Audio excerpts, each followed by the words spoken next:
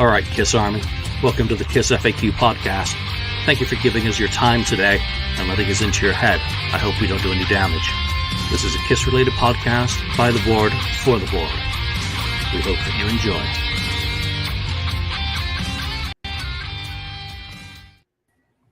All right, welcome to episode 454 of the KissFAQ podcast. We're going live today with Carnival of Tracks. It's a bunch of topics from the board. We're going to talk about Doc McGee opening his mouth and inserting his foot with such grace and art, about the Tracks controversy. And he also, Ken will be really happy to talk about Dubai. Yes. Dubai. Come on, Ken. Come on, Ken. Let it out. Let it out. Other topics are going to be from the board. Here's some late news. Just hit the board this afternoon. The first streaming single from the new Poughkeepsie 84 off the soundboard hits tonight, and it's Creatures of the Night. So whatever time zone you're in, once the clock flips to midnight and Cinderella turns back into a pumpkin, you'll be able to listen to Creatures of the Night from that 84 show with Mark St. John. I think that was the first song on the set that night. I have to look it up. And if so, that means it's the first song that Mark essentially played with the band live properly, because previous to that, he played the second half of a show, I think the night before. So that's very cool. I will be checking that out. I'm just trying to trawl along into last week's show to find some comments to talk about. Yeah, we had a lot of people join us last week and a lot of comments that did pop up. There's a lot of excitement for Poughkeepsie. Ken, this one's for you. I actually think that the Dubai show belongs on a list of classic Kiss concerts.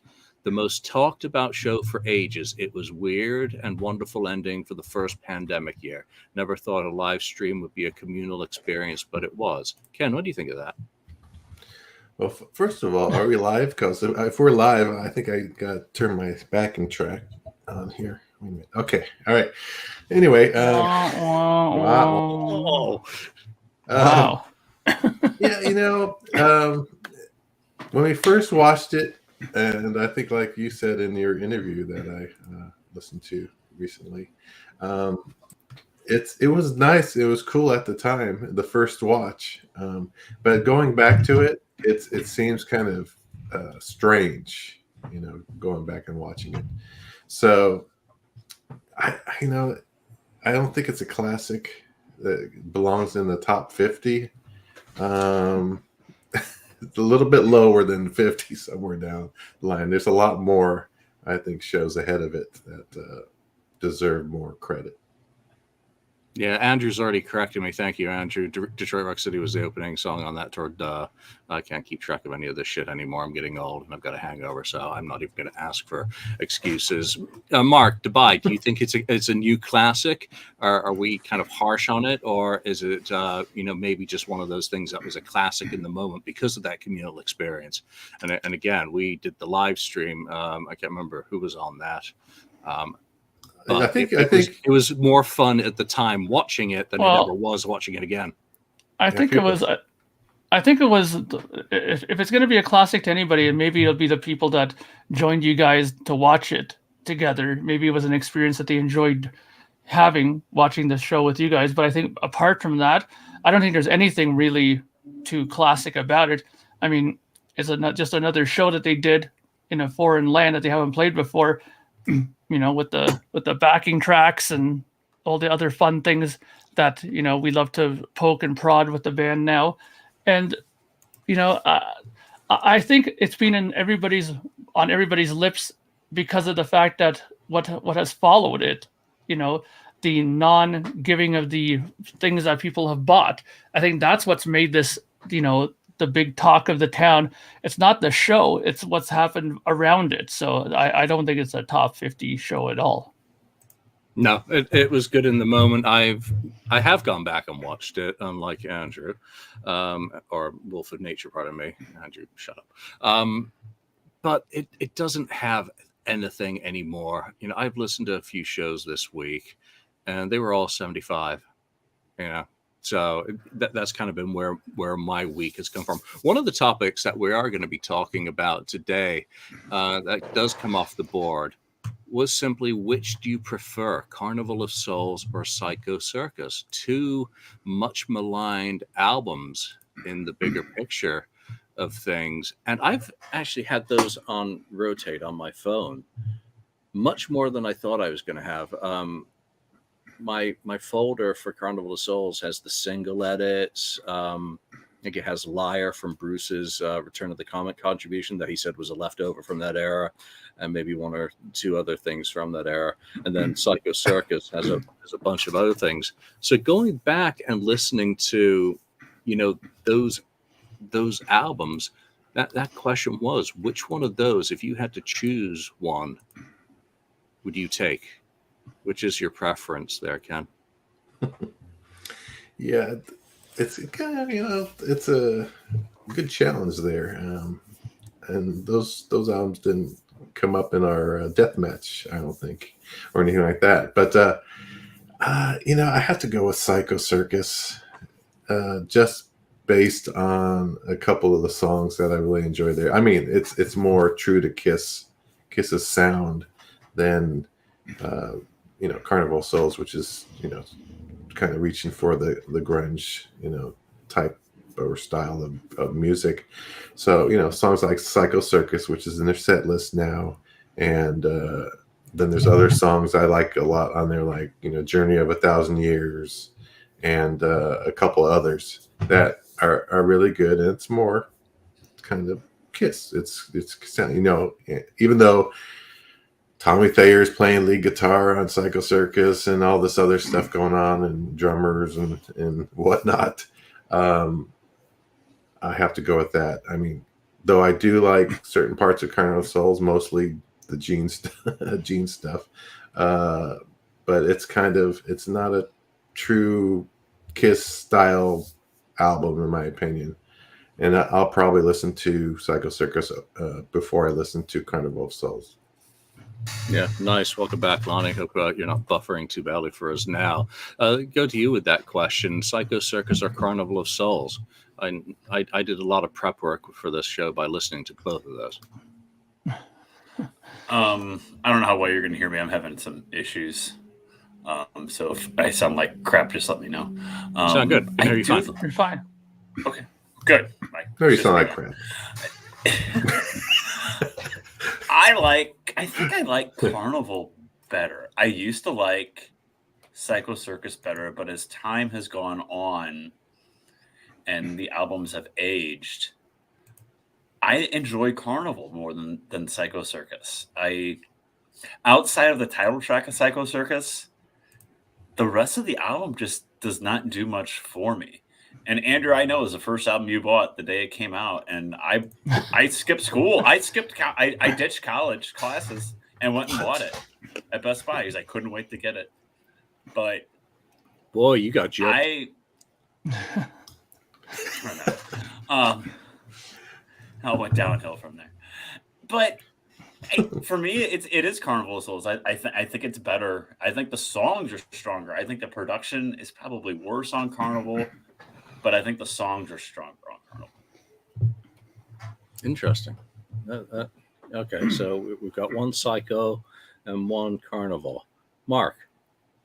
Well, I mean, both of them have their plus and minuses, but I honestly, the only thing I think Psycho Circus has going for it is the fact that it has, it sounds decent, like the production of it is pretty decent, and the song Psycho Circus has the rest of it is just terrible. I mean, so some of the songs on those things are incredibly bad. We Are One, God, gag me with that.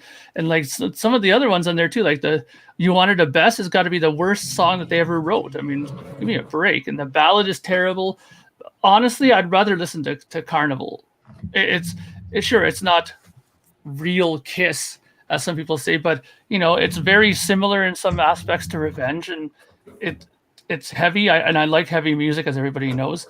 So to me, that kind of connects with me a bit better, and I just think it's just more of a better listening experience for me. I listened to both of them as well, like the last couple of days, and I found that I was more interested in Carnival than I ever was with Psycho Circus. Psycho Circus is there's just so many things that's just wrong with that album.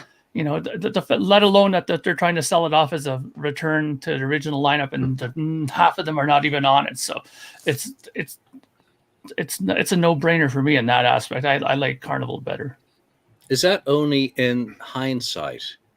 Because it's not a true reunion album other than one song or In Your Face a little bit as well.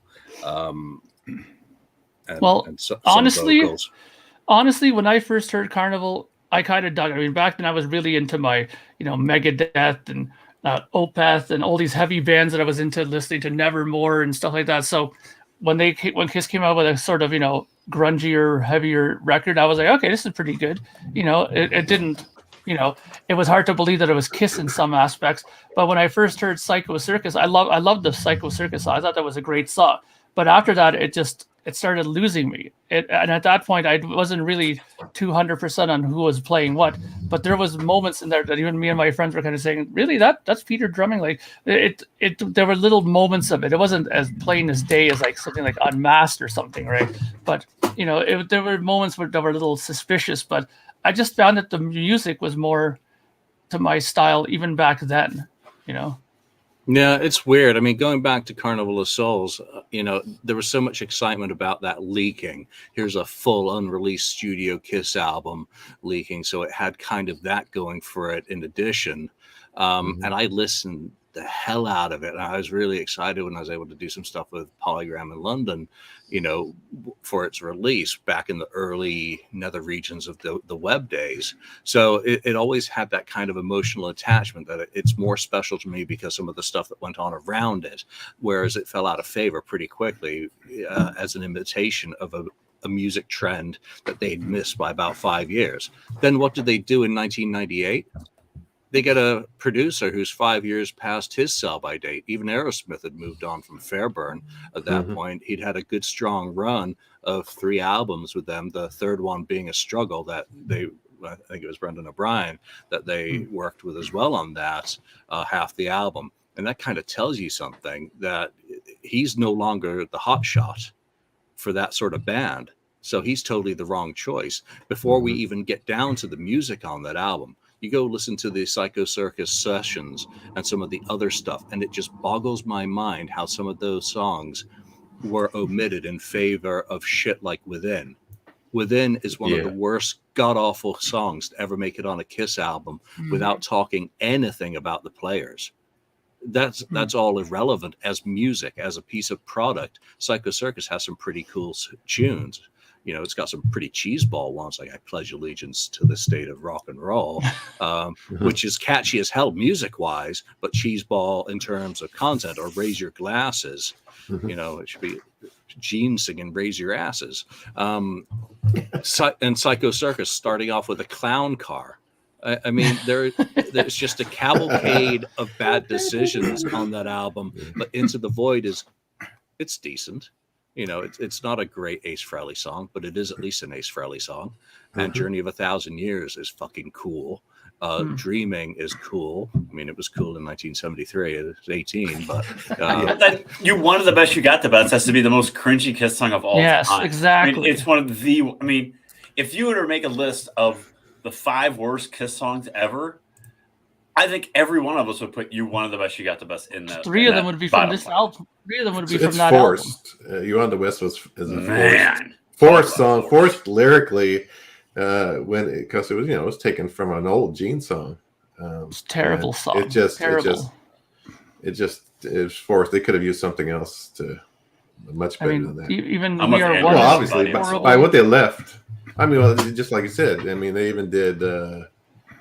They rehashed the one for It's My Life, right? They even did that, and they left that off of Psycho Circus. Well, I never understood that. That's much better than anything that's on Psycho. Yeah, it's better than could have been a much better album. Yeah, I Want to Rule the World. Yes. Yeah, Gene's other songs, I Am Yours, is good. Reason to Live, no sense. Or Reason for Living. They could have done an EP of Gene songs after the fact, and who knows what the rest of the Ace songs sounded like. It was so disappointing. I remember being at Dodger Stadium just saying, I hope they don't play Within live, because at that point we didn't know what was going to be played live of that album. And here you get Within, and it survives the whole freaking set. They drop Nothing to Lose and She, and they keep Within. It hurts. Yeah. But you know, they're good at. You know, they're still a part of the catalog. So what was that? Carnival of Souls got 3, and only Ken voted for Circus. Yeah. So there we go. There's a lot of you out there. It seems pretty divided. Looks pretty divided in the comments for everyone who's watching. Yeah. And thank you all for joining us today. Andrew, stop correcting me today. God. I'm trying to finish nerds, volume 2.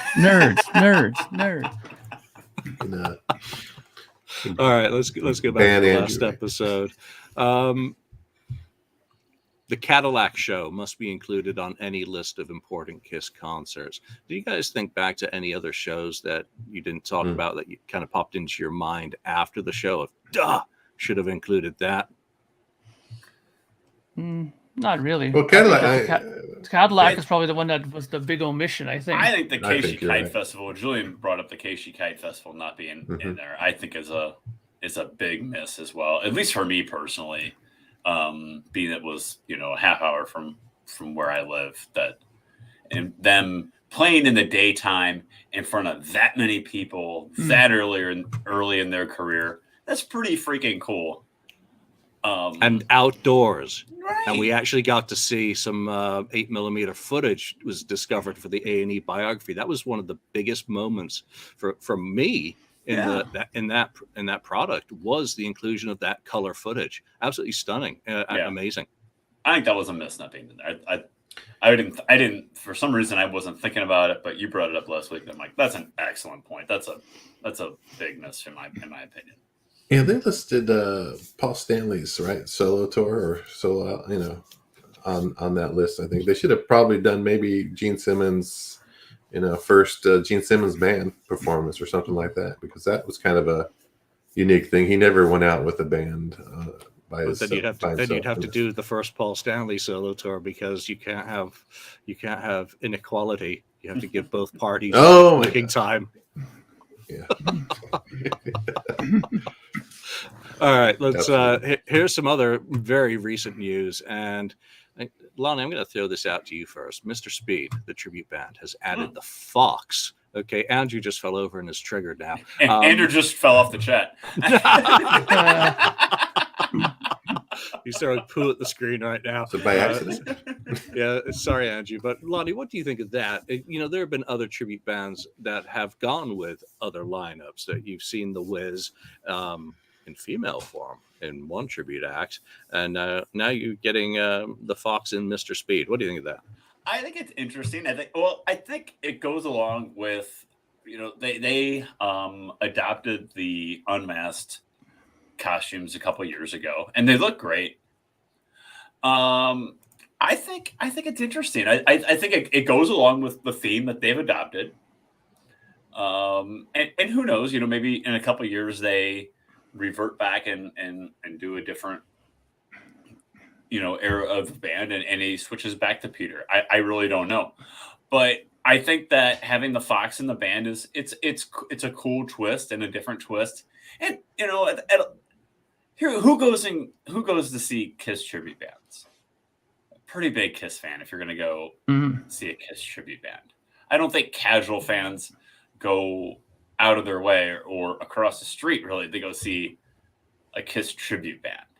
So I think walking in the door and seeing that unmasked stage and the unmasked outfits and it's Eric Carr behind the drums, hey, that's pretty cool. I don't know. I could be wrong. Andrew, correct me if I'm wrong, but I think that the people who go to those shows are pretty hardcore KISS fans, in my opinion. And Mr. Speed, to their credit, is unlike a lot of just your typical run-of-the-mill KISS tribute bands, where they will dig a little bit deeper and cater to those hardcore fans that come out to the shows. They've gone to the next level, though, in recent years with what they did with their stage show. by recreating the Dynasty staging. So it's actually a perfect setup for bringing in the Fox. And again, to keep things fresh and involving, it's good to see some of the differentiation going on between these tribute bands. Everyone's got their regions and their territories, it seems. Yeah. So it's good to see them change things up a bit. Mark, what's your take on tribute bands and, in general, and going with different lineups like this? Well, I mean, I don't have no issue with them. I mean, back in the day when I was like 19 years old, I used to think tribute bands were like the worst thing ever. That it was a complete cop out. It was just a bunch of washed up musicians who can't write their own music. But as I came to realize as I get older, that's not the case. A lot of them are just good musicians that were making good, decent money doing tribute shows. So, I have no issue with that. I think the whole thing with doing this is sort of smart because it opens them up to a different sort of set list that they can start dipping into when you put the Fox into it now, right? So now you can start doing stuff from Unmasked, and you can start doing stuff from The Elder if you wanted to, and even Creatures, right?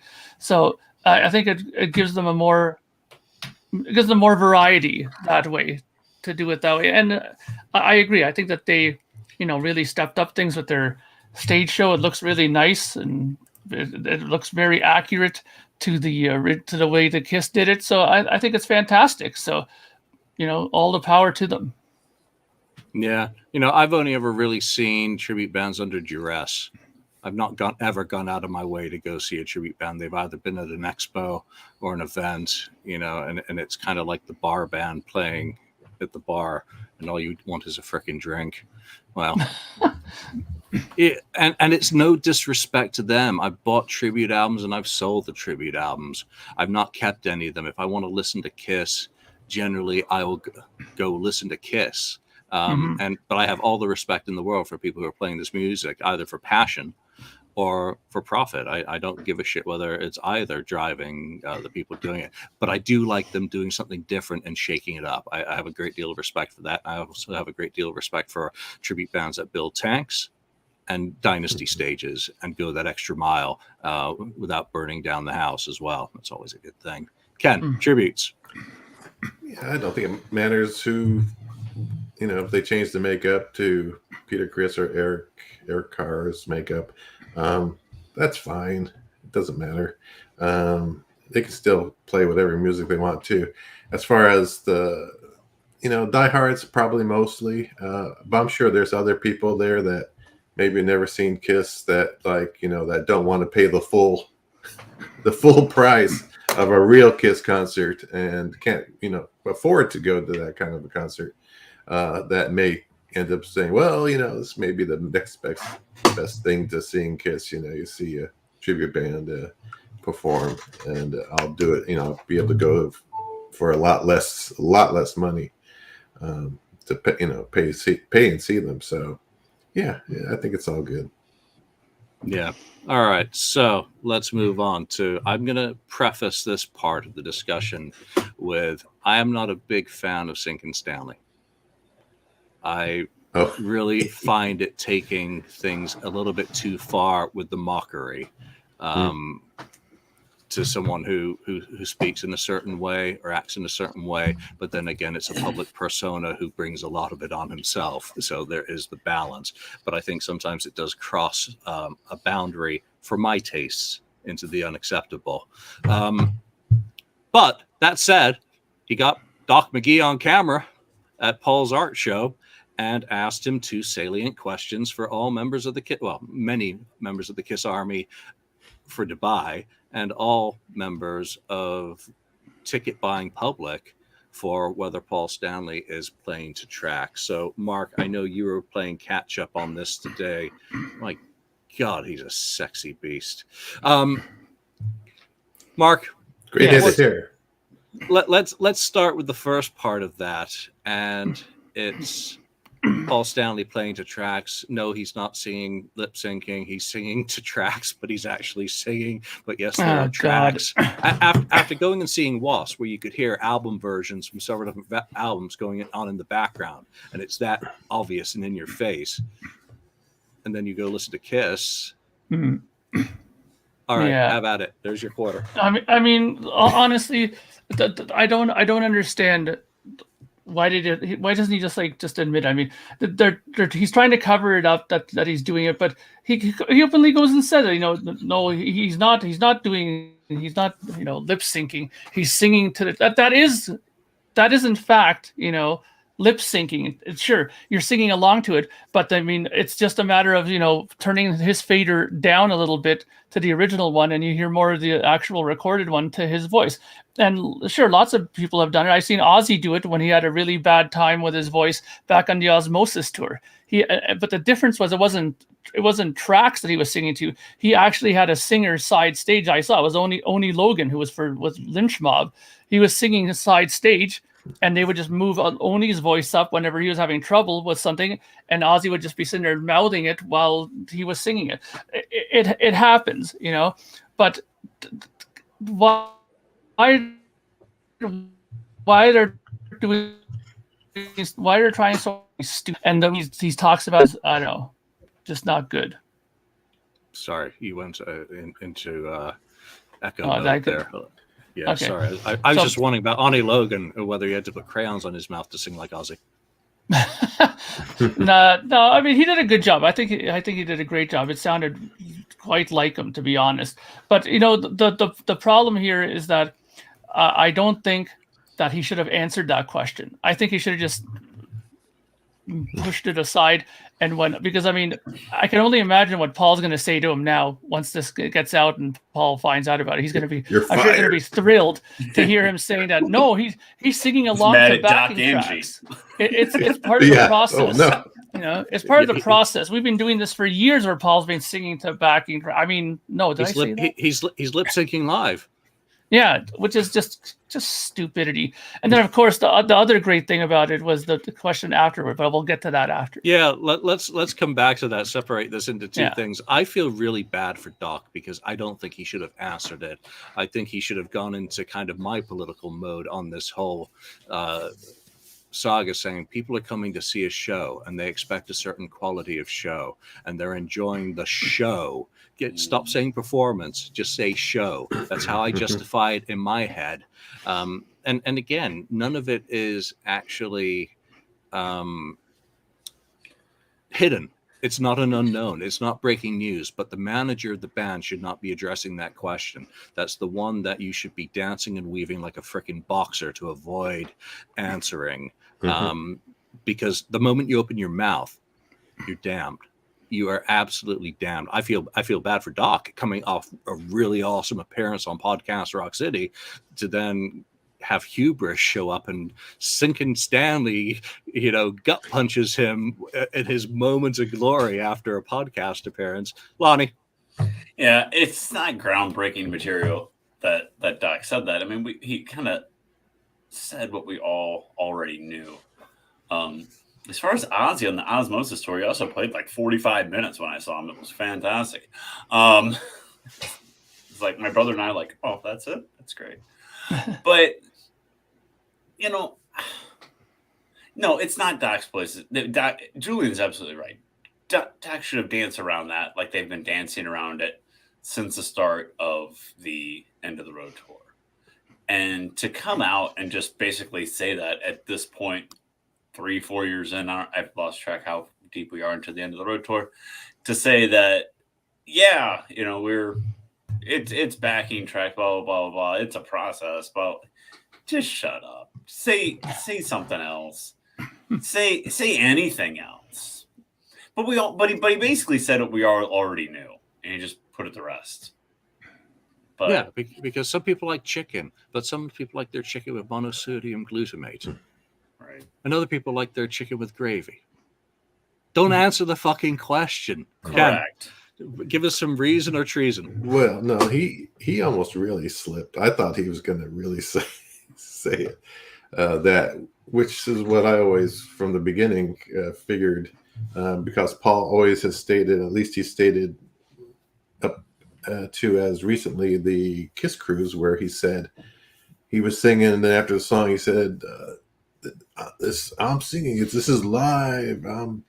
This is me singing, kind of thing. I don't know. That's not the exact words, but Yeah. he was stating that, But I've always thought that yes, he's singing, and in a actual Kiss concert, he is singing, but he's singing to his already recorded vocal that's louder than whatever he's singing behind it. He's just that's where Doc said he's enhancing. It's enhanced, right? Yeah, He did say enhancement. So he's singing to his recorded vocal. His mic is live too. So, and it's not. Therefore, Paul can say, "Yes, I'm singing," but the prominent voice of his voice is coming from the track, the prominent vocal. So that's how I look at it. But yeah, I mean, what are you gonna do? I'm sure Paul's gonna ream Doc after that one. Yeah, and Wolf of Nature, thank you for your comments. You've made quite a few good ones. I've left this one up for a bit, so I don't forget to talk about it. Everyone knows, no one cares, except for a few people with no life who can't get over Ace and Peter not being in the band. No Ace, no Peter, no problem. I think there's a certain amount of that as well. But let's also be honest about the vocal that is being tracked in. It's not spectacular. You go back to 2008, and it's been progressively more challenging to listen to someone who is struggling in that vocal department. And bless him for continuing to get up on stage and try. I mean, it must be so difficult for someone who knows that they've got something broken that nothing can fix, and to still have the passion and also probably contracts to honor. There's a lot of other moving parts that we will never know. I don't want to know. I just want to enjoy the show for what remaining time I have. And again, like I've said repeatedly, I felt that last show in 2020 was my last show, and it so far still is. So I went to plenty of end of the road shows. I flew to fucking Vancouver. I flew to Madison Square Garden. I flew to LA Forum to kind of hit all my marks that I needed for closure, to see them in those great cities. We are going to regret it when they're gone, and it's just such a shame to see them going like this with sniping, people trying to set them up, catching Doc like that. But Doc's got to know when not to talk as well. Let's move on to the second part of that. He was asked also about the state of the Dubai debacle. And he's starting to sound like Vinnie Vincent. Everyone's going to receive two, I promise you. Oh, God. Yeah. Ken, I guess we have to start with you on this. Do you feel better about what Doc had to say to Sinkin Stanley? Not really. I mean, say they're working on it, right, with the group that sold the packages. God. Yeah, well, it's been how many years now? We're gonna get. It's been since that Dubai concert. Haven't seen anything. If you're working on it and you say you're gonna do right by the fans, at least make it public. Not on Sinkin Stanley's video. Put it on the Kiss Online. Front page. As we're, for all you that paid for this package, we're going to honor your, in one way or another. We promise to give you what you paid for, one way or another. Something, at least do it that way. If you're really being true about it and honest, that's what they should do. Optimist. Yeah. That's what they should do. I'm not saying they will do it. I don't know if they'll do it. I have no idea at this point. Come on. I mean, when you I don't know what to think anymore. When you watch that, he looked like the minute he asked him that, you could tell that he took a step backwards. If you watch it, he took a step back. It was almost like he was ready to turn around and hightail it out of there as soon as he got asked that. But he thought twice about it and kind of just, we're working on it. We'll make sure that everybody will get their thing. Like, you know what? You don't have a fucking clue what's going on with this probably. You probably haven't looked into it at all. I don't buy a word of this. The only time I'm going to believe any of this is when I start hearing things like, with the company has made contact with people, and I see people posting, they're saying, hey, I got a contact from this company saying that they're sending me my stuff. Only then will I start believing that something's being done about this. No, what was like, the first thing he thought when he heard that is like, oh darn, I just dodged that question on Podcast Rock City. Now it's like, oh man, I almost made it through. Anyway, go ahead. Well, Kent, do you really want a T-shirt in 2023? That says Dubai? No. That says Kiss 2020 goodbye. I was one of the dumbasses who bought Dubai on the T-shirt. At this point, I want some kind of refund or some money credit towards Kiss Online. Do you really want that T-shirt? Are you gonna wear that proudly on the show if they ever send it to you? I mean, talk about a badge of shame, right? Yeah. You wear that, or if we wear that on the show, or if Kiss comes to San Francisco, are you gonna wear that shirt? Yep, I'm one of the dumbasses that paid for this. Goodbye. Yeah. I mean, do you really even want it at this point? I mean, I would imagine you want your money back more than anything else. Yeah. I mean, the show itself. I mean, we've watched the pay-per-view. If the show itself wasn't anything to write home about, it wasn't like they pulled some obscure songs out, and oh, this is great, this is really cool. Well, oh, we're gonna put it on a vinyl. Do you really even want the vinyl even at this point? I mean, okay, it's fine. It's just another end of the road show tour. It's just another end of the road tour show, which all sound the same. So does it really make that big of a difference? Exactly. Yeah, but at this point, I just want an admission of guilt. And, I don't see it getting fulfilled. I don't want a Kiss 2020 goodbye hat or T-shirt or anything that I can't wear out in public without severe mockery or just feeling dirty and stupid. I think at this point we just have to get over it. Steve, your comment was, I left up for a while because I think when we think about it, has Kiss ever been a really honest band, an honest rock and roll band, or have Smoke and Mirrors always been a large part of both their personas, their show, and their products?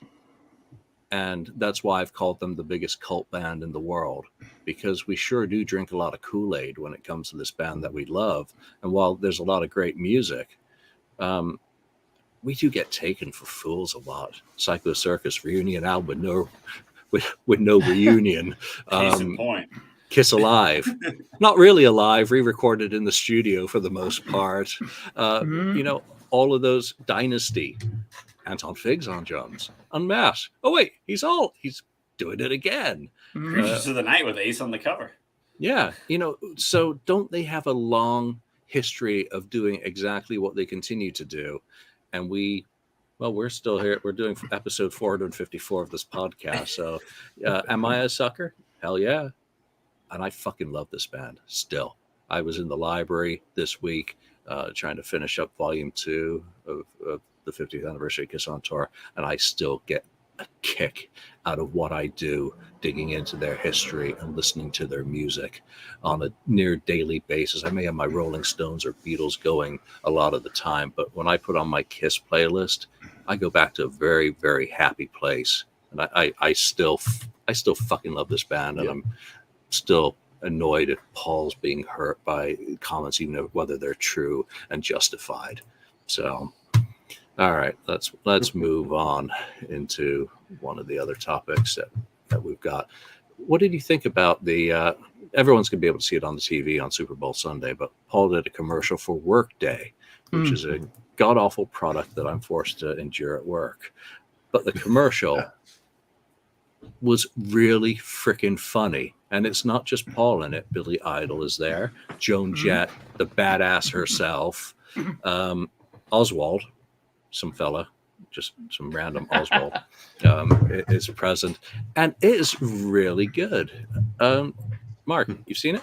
What do you think? Yeah, I did watch it, and I did find it very humorous. I mean, it's good to see Paul doing something that's not cringeworthy. Like it's not like his coffee commercials that he was doing before. You know, this is at least has some humor to it. And again, I think the main point of it that makes it so funny is that it's just not only around him. There's other musicians that are of similar, you know, caliber in there, you know, Billy Idol and stuff like that, walking around with a chainsaw, and you know, Ozzy Osbourne talking about how he's done, you know, a ton of shit and probably did more than, you know, half the people on.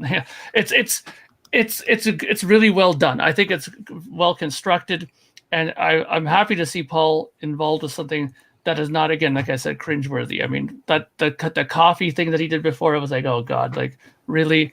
But this is something that I think he could be proud of. Yeah, this for me is right up there. And one of my coworkers pointed out that I think it was the 1999 Mattel Super Bowl ad that played off the Toy Story theme with G.I. Joe showing up to the Barbie dollhouse and taking Barbie and leaving Ken looking very dejected. With Van Halen music in the background is one of the best Super Bowl commercials I've ever seen. Ken, what do you think of it? Yeah, I think it's cool. I mean, anytime you're gonna have Kiss, someone from Kiss, or Kiss on a commercial on TV, you kind of like, it's like, yeah, that's the band, that's my band, up there. It's kind of cool. It tries to, I guess, it's still somewhat, relevant, and you're targeting, the audience for all those people like Billy Idol and Ozzy and stuff, our older crowd. I guess, it's commercial, you're targeting that audience.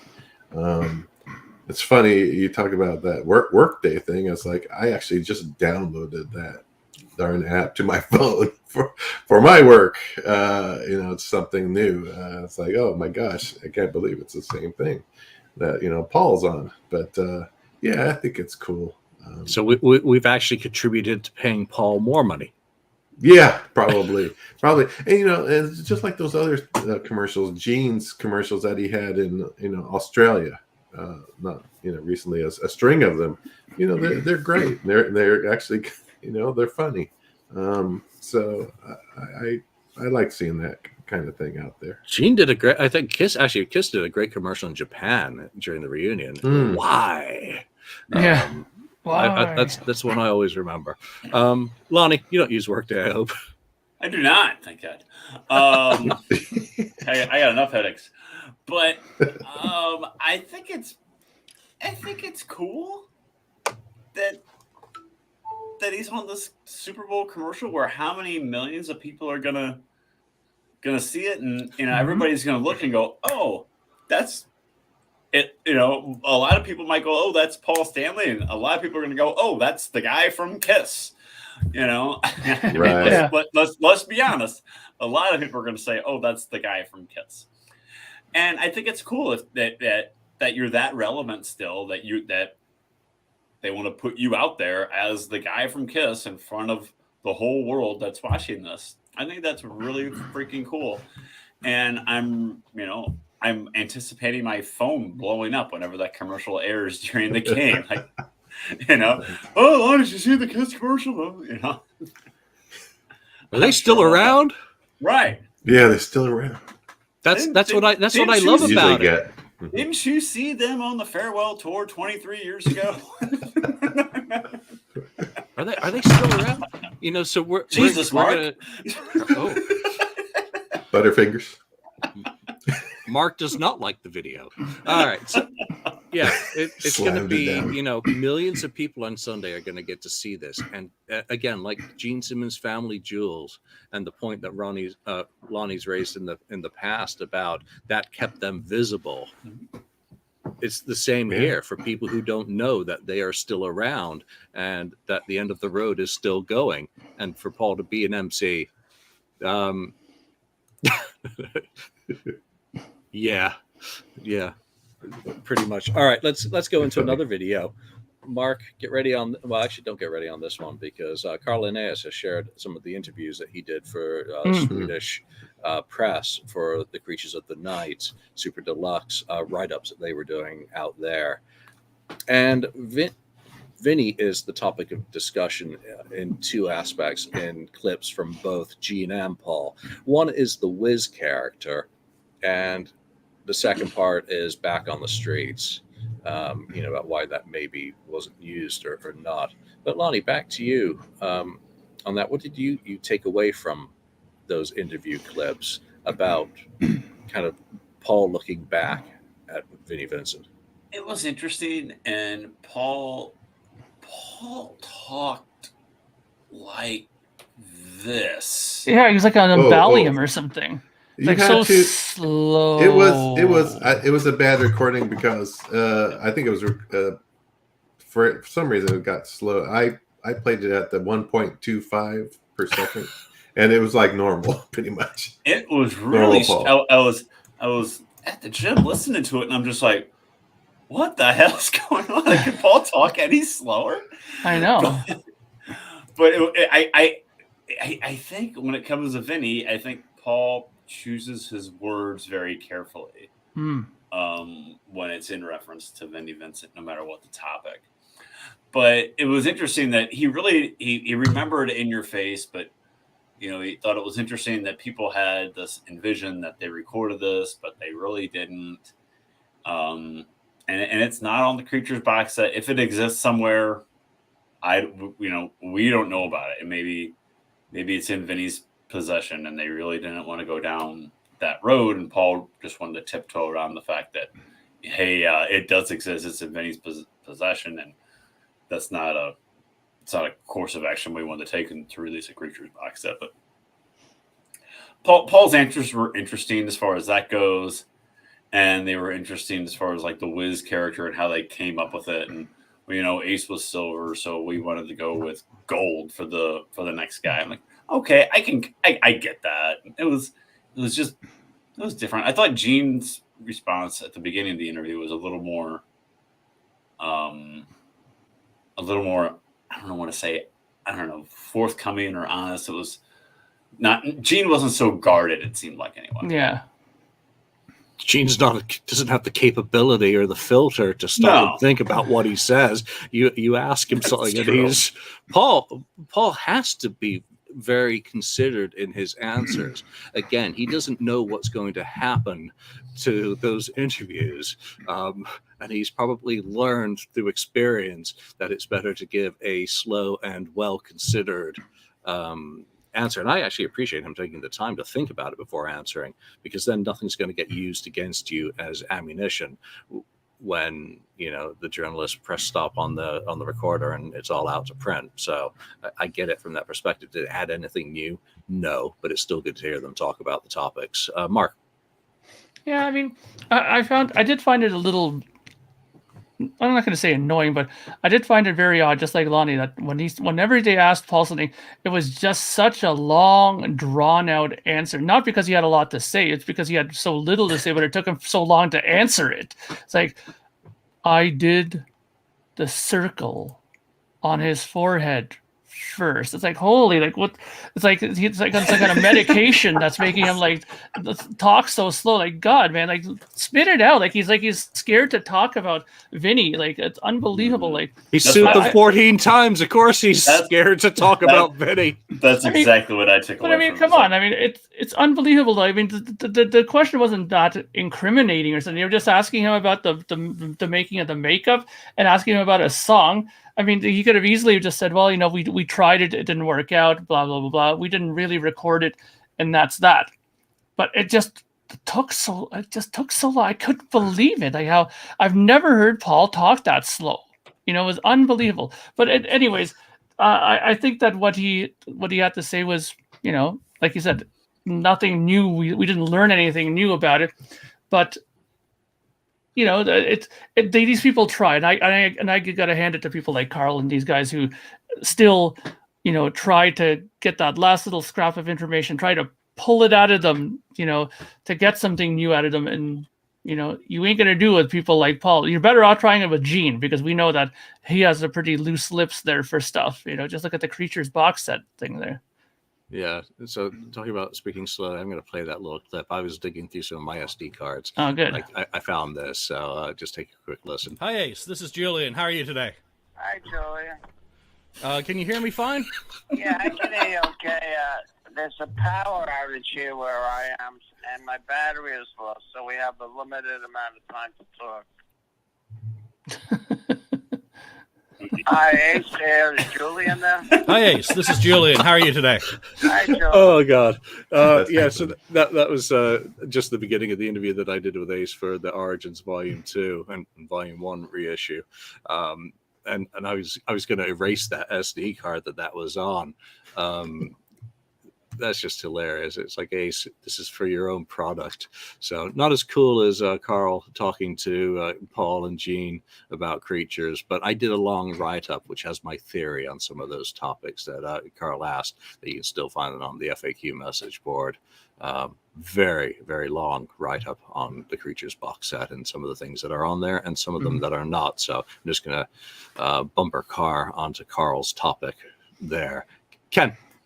Yeah, well, the one thing that stood out to me on there, other than the slowness of how it was when they're talking about, Paul's talking about Vinny and saying, he's just he was just there. We didn't have enough time to get a guitarist and all that stuff, and so we just used him. So he made him like of no importance at all. And the key thing here is, well, then why then during the probably Lick It Up tour, you were trying to get him to sign a contract? If it's not important at all, why are you trying to get him to sign a contract with you guys? It doesn't make any sense. So he was important as a songwriter for them. Obviously, he proved it, at least for sure, on Lick It Up, and that's when they wanted to sign him, but he just obviously didn't sign the contract, and he left the band, and it's too bad for Vinny. In my opinion, he probably should have signed the contract and maybe tried to play nice with Kiss, and he probably would have been in a lot better shape now than he is. I said this before, and it's in that write-up. They auditioned a shit ton of people. They didn't want Vinny, but they couldn't find anyone that they were totally happy with. There was always something. They were overly picky. They just talked themselves out of too many guitarists. When they signed Vinny to the touring agreement at the end of September 82, they continued auditioning people. They didn't want Vinny. They ran out of time, and they had no choice but to go with Vinny. So they wanted his songs and his co-writing for the album, but they didn't want him in the band. And then they wanted his publishing and his copyrights with an unsignable agreement, which all of that stuff's out there now for people to read and make up their own minds. And, they took him on the road, and they signed fast to do another album with Michael James Jackson, with Vinny and or Ace. You know what though? That's one thing I wish that one day we'll get a straight answer on, is this here, because this has always been something that's really bothered me. Is you just said now that they didn't want him in the band, and I believe that they didn't want him, and that they continue to look for people, and there's been rumors of so many different people that tried out for Kiss to play in there, and there was this reason or that reason. I wonder, I'd really love to know some of these reasons, what they were like. Why would you pass up on somebody? I don't know, let's just hypothetically say like Eddie Van Halen. Okay, he came up there. They didn't want him because he was a known guy. Okay, so he's out of the picture. Okay, but there's so many guitar players that were in the LA scene that they could have drew from. Like, I don't know if I'm just going to use these people as an example. I'm not saying that they actually auditioned, but let's say, for example, like Warren DeMartini or a Jakey Lee or somebody like that came to audition, or a Paul Gilbert or somebody. What could you possibly have said to not get some of these people? Because some of these people that are floating around there are fantastic guitar players. What reason they would have possibly had to not have them come on board and get Vinny on there? That's one thing I'd love to have cleared up at some point in time in the next 5 years. They put the guitarist, to a standard that Ace Frehley didn't meet. They wanted a good singer. They wanted someone of a certain physical stature. Yeah, someone not too who didn't short. clash visually. Yeah, they wanted the Goldilocks zone of guitarists, so someone who could sing. Well, Ace wasn't a singer. Ace sang Yeah, one he and a didn't bit sing. songs and some backing vocals, and they're having people sing all these songs. You got Eric Carr in the band now, who wanted to be a singer. He wanted to sing way more than he was allotted, and begged for scraps, and eventually gets Young and Wasted in '84 to sing. So I don't think they knew what to do when it came down to replacing a drummer. It was one thing. When it came down to replacing a frontline player and highly visible person, I think they second guessed themselves into inaction. They were afraid to walk, afraid to jump, afraid to get stepped back, and they got hit in all directions. And that's obvious because they chose Vinny, and then they chose Mark, and then they, eventually went to Bruce. They didn't know how to handle it. You're absolutely right, Julian. Yeah, and Vinny, look at him, how he ends the band. He's saying he ended the band because he was restrained, and he leaves the band because he's not allowed to play because Gene and Paul are controlling him. And then Gene and Paul pick a guitar player to do exactly the stuff that they had prevented Vinny from doing, being a bumblebee. They really were lost in terms of their direction at that point, and I think some of it comes down to not having a manager. They were basically self-managing themselves after shit canning Bill Aucoin with Glickman Marx as the business managers, not as someone to be that fifth vote and say you really, or third vote as it had become by early 1983 once Phonogram cancels the contract. So it's a really interesting area that there's still a lot of digging for people like Carl, me, and hopefully other fresh voices to do, digging into all these areas of history. Let's wrap up today. We're not going to go through that whole list. I was only talking about the first couple of albums, but there's a good one again from the board. Choose side A or side B for each studio LP. And I said, let's start with Kiss, not the whole catalog, guys, but I do appreciate your enthusiasm. Yeah, you guys totally went there. So back in the day, albums used to be sequenced. It's an art form. I guess it still is on a CD, even if people don't consume music in that way anymore. When it comes to the first album, I don't care if you included the version with Kiss in Time on it, is there a side of the album that you prefer? Like Ken does side 2 of Dynasty. Just from Lonnie, when you listen to the first album and you got to say, if you're only allowed to have half that album, we're going to scratch the shit out of the wax on one side. Which side are you going to have a scratch? For me, it's side A of the original album. I mean, it's Strutter. It's Nothing to Lose. It's Firehouse. Let Me Know. Firehouse. Thank you, Mark. I mean, those songs, in my opinion, are better. And I understand why Ken put side 2 because he loves Black Diamond. I get it, Ken. But for me, it's side A. Side B has Love Theme from Kiss. It has Cold Gin. I like Cold Gin, but for me, it just gets a little bit weaker, and not much because that first album is so good, and it's just filled with classic songs. But side A, that first album definitely does it for me. Yeah, you asked me side A or side B for the debut Kiss album. I'm going to be like Kiss trying to pick a guitarist in 1982, facilitate and not make a decision. Mark, side A or side B? I'm gonna have to agree with Lonnie. I've always thought that side A was the side that I preferred more. I mean, I think the thing that makes me not pick B is the fact that it has Love Theme from Kiss on there. I think that's one of the songs that just kind of gives me the kind of I could skip that side because I mean think about it. You got Strutter, Nothing to Lose, Firehouse, Cold Gin, and Let Me Know. That's side A. 5 songs, all of them great. There's only one song on there that they don't play regularly, and that's Let Me Know. I mean, side 2 has Kissing Time on one version, and the other time it has Deuce. Deuce is a great song. Love Theme from Kiss I could do without. 100,000 Years is a good song, but easily the live version of that is a million times better than the studio version of that. So really the only 2 songs on side B that are worth of note are Deuce and Black Diamond. right? So for me, it's a clear winner. Side A. No, technically, aren't all the songs on Kiss or the first 3 albums better live anyway than on their studio?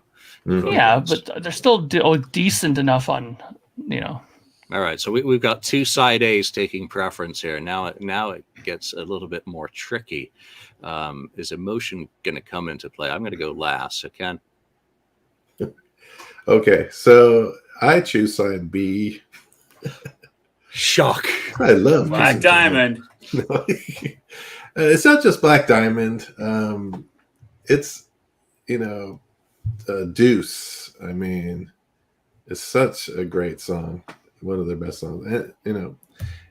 And I got to go, Black Diamond is probably my, it's my favorite song, Kiss song, I think, of all time. So, and then 100,000 Years.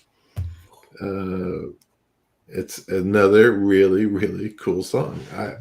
I've always loved it. So, yeah. And then I know we're not even talking about, Kissin' Time. It wasn't even on the original, but it's an okay song. It's still, it's a good, they kissified it or whatever. But yeah, Love Theme from Kiss. I understand that. It's just kind of a throwaway. They should have done the full thing for Acrobat and all that stuff. But, and I mean, in reality, I would say A and B for every album, pretty much, because I love songs for so many Kiss songs. There's not that many Kiss songs that suck, that are real stinkers. There's a few of them, obviously. Go. Your playlist for the evening is going to be "Read My Body." Yeah. Let's put the X. Nothing can keep me from some you. albums more than others. I'll agree. Some albums You more make than me others. rock hard. Yes. I hope not. Anyway. But anyway, a lot of them are, and even on other albums that we made a full list of the stuff, and I said A, B on a number of albums too, because I couldn't decide which I might like better, Yeah, no ties. But there you go. I'll turn it over to Julian. Well, no ties. So right now it's 2-1 in favor of side A. Obviously, Deuce is my all-time favorite Kiss song. In case no one's ever heard me say that before. 100,000 Years, fucking spectacular. Black Diamond, absolutely spectacular. But that 5 for 5 on side A, it's side A. Come on, there you go. Yeah, Go. there is no way I can't go with side A. Come on, the flow of that side is just absolutely fantastic. The fact that it is 5 firesome songs and not a filler in between. Disjointed is side B. As much as if they hadn't dicked around and put Kissin' Time before Deuce, they should have left Deuce as the lead-off song on side B. If you got the promo copy of the vinyl, and none of that matters. The very first release. Side A is just it's beyond any any criticism. So there we go. We'll dig into more of these on some of the other albums as we go along over the next few weeks. But for now, that's a pretty good episode. There's been a shit ton of comments today. I want to thank everyone who's joined us while we pontificated live about some of these current affair topics with your opinions. Thank you for sharing your thoughts. Thank you for sharing your passion for the band with us while we do these shows. A lot of people viewing live, and probably a lot who haven't commented or whose comments I haven't seen. I do appreciate it. Strutter was the latest live or song story that came out last Sunday. Another episode comes out this week through, like I said, March the 19th. I'm 7 songs into a third series as well, which is 5 are recorded and 2 are written, going to get recorded this weekend. So it's there will be a third season for certain now. Great. And if you're figuring out the theme yet for this season, well, have a cookie. All right, that's it for now. From Ken, from Lonnie, Mark, and myself, thanks for joining us, and we'll see you next time. Thank you for spending time listening to the KissFAQ podcast today. All sales are final. There are no refunds. If you'd like, look us up on Facebook or come over to the KissFAQ message board and discuss the topic we broadcast today. Don't forget to rate us on iTunes, Spreaker, or wherever you've listened to the show. We hope you'll